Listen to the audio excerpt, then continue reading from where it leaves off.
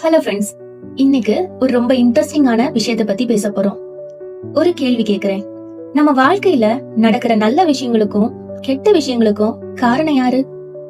பல பேர் சூழ்நிலை காரணம் சொல்வாங்க, சில பேர் அதிர்ஷ்டம் காரணம் சொல்வாங்க, இன்னும் சில பேர் மற்றவங்கள காரணம் சொல்வாங்க.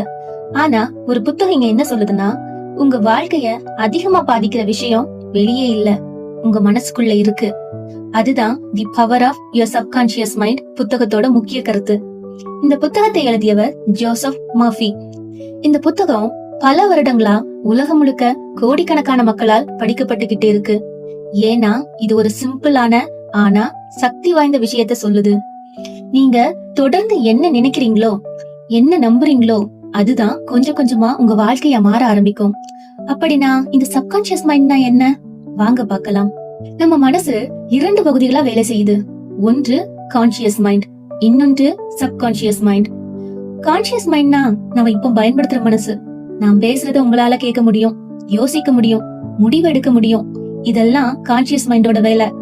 ஆனா இதுக்கு பின்னாடி இன்னொரு சக்தி வாய்ந்த மனம் இருக்கு. அதுதான் சப்கான்சியஸ் மைண்ட். தமிழ்ல சொன்னா ஆழ்மனம். ஒரு விஷயம் கவனிச்சிருக்கீங்களா நண்பர்களே? நாம தூங்கிட்டாலும் நம்ம உடம்பு வேலை நிறுத்திடாது. இதயம் தொடர்ந்து துடிச்சுக்கிட்டே இருக்கும், மூச்சு தானாக நடந்துகிட்டு இருக்கும். இதுக்கெல்லாம் நம்ம தனித்தனியா கட்டளை கொடுக்க வேண்டியதில்ல. அதே மாதிரி நம்ம வாழ்க்கையில இருக்கிற நிறைய பழக்கங்களும் ஆட்டோமேட்டிக்கா நடக்கும். சைக்கிள் ஓட்டுறது, பைக் ஓட்டுறது, நம்ம சிக்னேச்சர் போடுறது, இதெல்லாம் ஒவ்வொரு தடவையும் யோசிச்சு செய்யறது கிடையாது.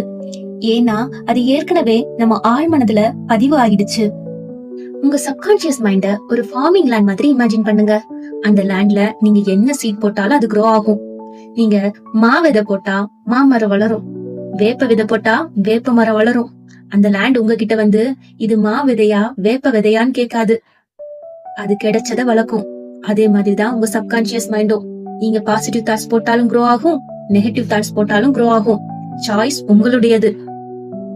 ஒரு ஹானஸ்ட் கொஸ்டின், நீங்க தினமும் உங்களுக்குள்ள என்ன பேசிக்கிறீங்க? என்னால முடியாது, நான் லக்கி இல்ல, பிசினஸ் எனக்கு செட் ஆகாது, இங்கிலீஷ் எனக்கு வராது, நான் ஆவரேஜ் பர்சன். இந்த மாதிரி தாட்ஸ் தினமும் வந்துகிட்டே இருந்தா என்ன ஆகும்? சப்கான்சியஸ் மைண்ட் அதை உண்மைனோ அக்செப்ட் பண்ண ஆரம்பிக்கும். பிறகு அதுக்கேற்ற மாதிரி ஆக்ஷன் வரும். கான்பிடன்ஸ் குறையும், எஃபர்ட் குறையும், முயற்சி குறையும். இறுதியில ரிசல்ட்டும் அதே மாதிரி தான் வரும். இப்ப நான் ஒரு ஸ்டோரி சொல்றேன். 2 ஃப்ரெண்ட்ஸ் இருந்தாங்க. 2 பேரும் ஒரே காலேஜ்ல தான் படிச்சாங்க. 2 பேருக்கும் ஒரே மாதிரி தான் மார்க்ஸும் வந்துச்சு. காலேஜ் முடிஞ்ச பிறகு ஜாப் தேட ஆரம்பிச்சாங்க. முதல் நண்பர் என்ன நினைச்சாருன்னா, என்னால பெரிய கம்பெனில எல்லாம் செலக்ட் ஆக முடியாது, எனக்கு கம்யூனிகேஷன் ஸ்கில் போதாது, நம்ம மாதிரி ஆட்களுக்கு சக்சஸ் கிடைக்காது. அவர் இன்டர்வியூ போறதுக்கு முன்னாடியே பயந்தாரு. போனாலும் கான்பிடன்ஸ் இல்லாம பேசுவாரு. சில ஃபெயிலியர்ஸ் வந்ததும் முயற்சியே நிறுத்திட்டாரு. இன்னொரு நண்பர் என்ன நினைச்சாருன்னா, இப்ப தெரியாம இருக்கலாம், ஆனா கத்துக்கலாம், இம்ப்ரூவ் பண்ணிக்கலாம், ஒரு நாள் சக்சஸ் ஆகலாம். அவருக்கு ஃபெயிலியர்ஸ் வந்தது, ஆனா அவர் ஸ்டாப் பண்ணல. 1 வருடத்துக்கு பிறகு ஒரு நல்ல ஜாப் கிடைச்சது. இப்ப சொல்லுங்க, டிஃபரன்ஸ் என்ன? இதத்தான் ஜோசப் மர்ஃபி எக்ஸ்பிளைன் பண்றார். சூழ்நிலை நம்ம வாழ்க்கையை தீர்மானிக்காது, அந்த சூழ்நிலையை பற்றிய நம் எண்ணங்கள் தான் வாழ்க்கையை தீர்மானிக்கும். இப்போ ஒரு பிராக்டிக்கல் எக்ஸாம்பிள் பார்க்கலாம். நம்ம தமிழ்நாட்டோட முதலமைச்சரா இருக்கும் ஜோசப் விஜய் அவங்கள எடுத்துக்கோங்க. ஒரு நாள் காலையில எழுந்ததும் அவர் முதலமைச்சர் ஆகல. அதுக்கு பின்னாடி பல வருட கனவுகள் இருக்கும், நம்பிக்கை இருக்கும், தொடர்ச்சியான முயற்சிகள் இருக்கும். நிறைய விமர்சனங்களும் வந்தன. நிறைய பேர் இது முடியாதுன்னு சொல்லியிருந்தாங்க. ஆனா அவர் அடிக்கடி சொல்ற ஒரு வரி என்ன? கான்பிடன்ஸா இருங்க, நல்லதே நடக்கும். இந்த ஒரு வரியிலேயே இந்த புத்தகத்தோட அர்த்தம் இருக்கு. முதல்ல நம்பிக்கை, அதுக்கப்புறம் செயல், அதுக்கப்புறம் முடிவு. உலகத்துல வெற்றி பெற்ற நிறைய பேரோட வாழ்க்கையிலயும் இதே விஷயத்த பார்க்கலாம். விராட் கோலி தன்னம்பிக்கை பற்றி அடிக்கடி பேசுவார். எலன் மஸ்க் பலர் முடியாது என்று சொன்ன விஷயங்கள் எல்லாம் முயற்சி செய்தார். ஓப்ரா வின்ஃப்ரே நேர்மறை சிந்தனை பற்றி நிறைய பேசியிருக்கிறார். இந்த எல்லாருக்கும் ஒரு பொதுவான விஷயம் என்ன தெரியுமா? அவங்க முதல்ல தன்னை நம்பினாங்க. இப்போ கேள்வி, நாம எப்படி ஆழ்மனத நல்ல வழியில பயன்படுத்துறது? ஜோசப் மர்ஃபி 2 முக்கியமான வழிகளை சொல்கிறார். முதல் விஷயம் அஃபர்மேஷன்ஸ், அதாவது நல்ல வார்த்தைகளை திரும்ப திரும்ப சொல்றது. காலை எழுந்தவுடன் நான் முன்னேறிக்கிட்டே இருக்கிறேன், என்னால முடியும், நான் தன்னம்பிக்கையா இருக்கிறேன், என் வாழ்க்கை நல்ல திசையில போய்கிட்டு இருக்கு, இப்படி சொல்ல ஆரம்பிங்க. முதல்ல நம்பிக்கை வராது, பரவாயில்ல, தொடர்ந்து சொல்லுங்க. ஒரு நாள் அது ஆழ் மனதுல பதியும். இரண்டாவது விஷயம் விஷுவலைசேஷன், அதாவது மனக்காட்சி. நீங்க அடைய விரும்புற வாழ்க்கைய மனசுல பாருங்க. நல்ல வேலை வேண்டுமா, அந்த வேலையில இருக்கிற மாதிரி நினைச்சு பாருங்க. புதிய வீடு வேண்டுமா, அந்த வீட்ல நீங்க வாழ்ற மாதிரி கற்பனை பண்ணுங்க. உங்க கனவு என்னென்னவோ அது ஏற்கனவே நடந்துட்ட மாதிரி உணருங்க. ஜோசப் மர்ஃபி சொல்ற இன்னொரு பவர்ஃபுல் டெக்னிக், தூங்குறதுக்கு முன்னாடி இருக்கும் சில நிமிஷங்கள். அந்த நேரத்துல மனம் ரொம்ப அமைதியா இருக்கும். அப்போ உங்க கனவை நினைச்சுக்கோங்க, உங்க இலக்கை நினைச்சுக்கோங்க. அது நடந்துட்ட மாதிரி உணருங்க. அந்த ஃபீலிங்கோட தூங்குங்க.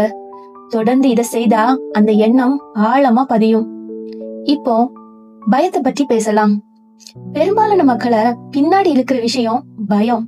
தோல்வி பயம், எதிர்கால பயம், மற்றவர்கள் என்ன நினைப்பாங்கன்னு பயம். ஜோசப் மர்ஃபி என்ன சொல்றார் தெரியுமா? பயத்தோட சண்டை போடாதீங்க, அதுக்கு பதிலா நம்பிக்கைய வளருங்க. இருளை அகற்றணுமா, இருளோட சண்டை போட மாட்டோம், ஒரு விளக்கை ஏற்றுவோம். அந்த மாதிரிதான் பயத்தை அகற்றணும்னா தன்னம்பிக்கையை வளர்த்தா போதும்.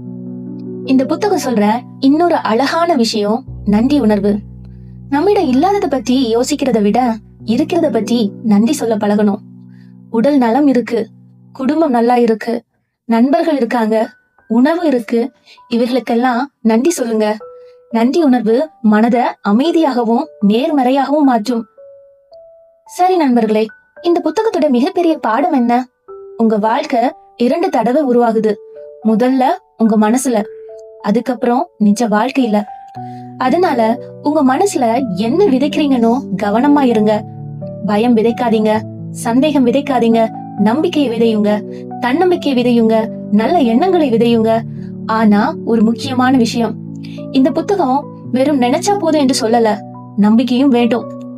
நீங்க விதை போட்டா மட்டும் மரம் வளராது, தண்ணீர் ஊத்தணும், கவனிக்கணும். அதே மாதிரி வாழ்க்கையிலும் நம்பிக்கையோட சேர்ந்து உழைப்பு இருந்தாதான் வெற்றி வரும்.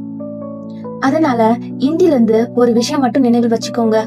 உங்களை பத்தி நல்லதா பேசுங்க, உங்களை நம்புங்க, பெரிய கனவுகளை காணுங்க, அதுக்காக தினமும் உழையுங்க. ஒரு நாள் நீங்க நினைச்ச வாழ்க்கையை நிஜமாக மாறுவத நீங்களே பாப்பீங்க. நன்றி நண்பர்களே.